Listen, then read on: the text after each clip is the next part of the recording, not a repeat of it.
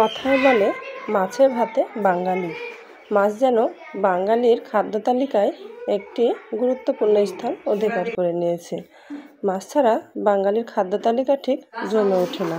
মাছ যেমন আমাদের দেহের আমিষের চাহিদা পূরণ করে, ঠিক তেমনিভাবে বাঙালির রসনার তৃপ্তি মেটায়। তো বন্ধুরা, এখন আমি রান্না করব বোয়াল মাছ। তো সেই জন্য কড়াইয়ে দিয়ে দিলাম সরিষার তেল এবং দিয়ে দিলাম কিছু পেঁয়াজ কুচি। পেঁয়াজ কুচি দেওয়া হয়ে গেলে এবার পেঁয়াজগুলো খুব ভালোভাবে নাড়াচাড়া করে দেব। তো বন্ধুরা দেখুন, পেঁয়াজগুলো আমি খুব ভালোভাবে নেড়ে চেড়ে একটু ভাজা ভাজা করে নিচ্ছি।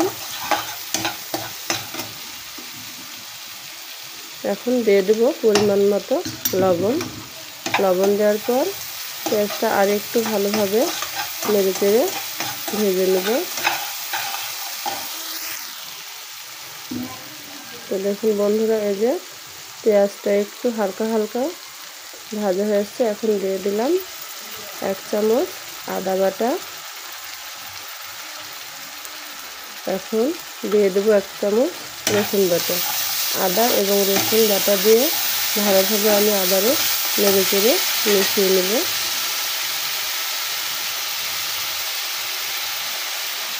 এখন দিয়ে দেবো 2 চামচ পরিমাণ জিরা বাটা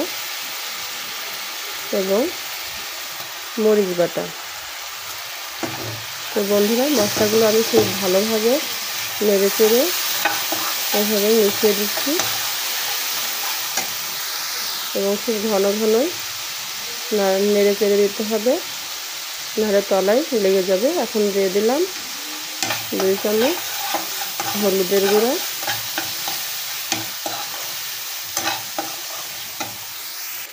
এখন দিয়ে দিলাম 1 চামচ মরিচের গুঁড়া। তো মরিচের গুঁড়াটা ভালোভাবে মশলার সাথে আমি একটু মিশিয়ে নিচ্ছি। এখন দিয়ে দেবো সামান্য পরিমাণ পানি। পানি দেওয়ার পর মশলাটা ভালোভাবে নেড়ে চেড়ে একটু কিছুক্ষণ কষিয়ে নেব।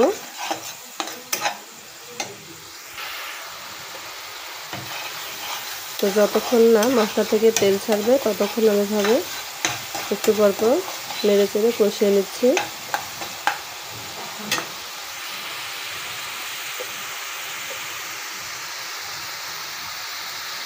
তো বন্ধুরা, এই যে দেখুন মশলা থেকে একটু একটু করে তেল ছাড়তে শুরু করেছে।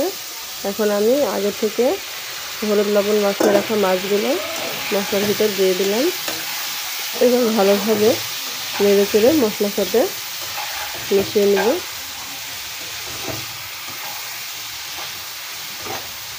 এই মাছগুলো খুবই নরম, তো সেই জন্য আমি একটু আলতো হাতে মাছগুলো নেড়ে দিচ্ছি, কারণ খুব জোরে জোরে নাড়াচাড়া করলে মাছগুলো ভেঙে যাবে।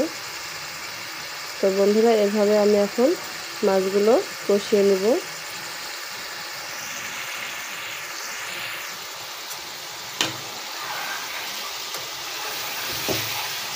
তো বন্ধুরা, এই যে দেখুন আমি আর একটু উল্টে পাল্টে মাছগুলো নেড়ে দিচ্ছি।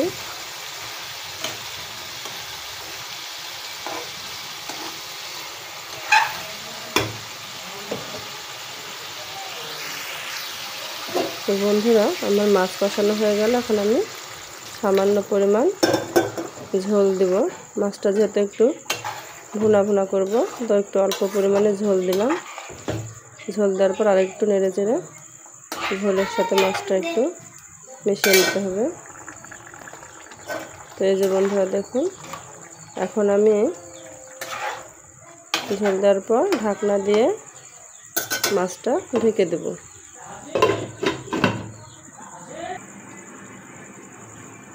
এভাবে কিছুক্ষণ আমি মিডিয়াম আঁচে মাছটা জাল দিয়ে নেব। তো কিছুক্ষণ পর ফিরে আসলাম। তো বন্ধুরা দেখুন, এই যে তরকারির কালারটা খুব সুন্দর হয়েছে।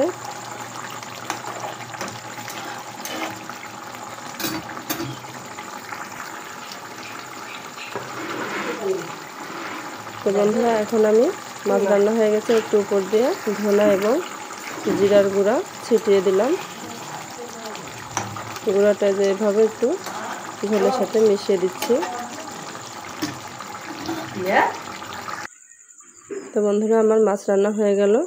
তো আমার ননদের মেয়ে এবং ছেলের জন্য খাবার বেড়ে দিয়েছি, ওরা এখন খেতে বসবে। তো বন্ধুরা, আমার আজকের এই বোয়াল মাছের রেসিপিটা যদি আপনাদের ভালো লেগে থাকে তাহলে অবশ্যই আমার চ্যানেলটা সাবস্ক্রাইব করবেন এবং লাইক দিয়ে পাশে থাকবেন। তো বন্ধুরা, আজকে এই পর্যন্তই। তো ততক্ষণ ভালো থাকবেন, সুস্থ থাকবেন। খোদা হাফেজ।